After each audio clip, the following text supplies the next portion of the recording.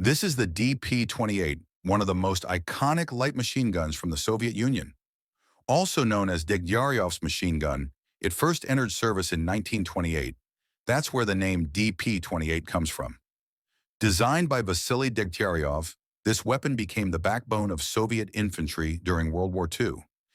Its most recognizable feature? The top-mounted disc magazine, which looks like a flying saucer. It holds 47 rounds of 7.62 by 54 millimeter R ammunition. Despite its odd look, the DP-28 was simple, durable, and reliable. It could keep firing even after being dropped in mud or snow. It fired around 550 rounds per minute and had an effective range of up to 800 meters. But there was one downside.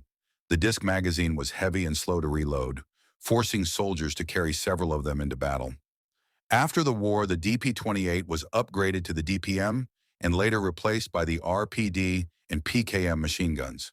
Still, the DP-28 remains a symbol of Russian engineering and battlefield endurance.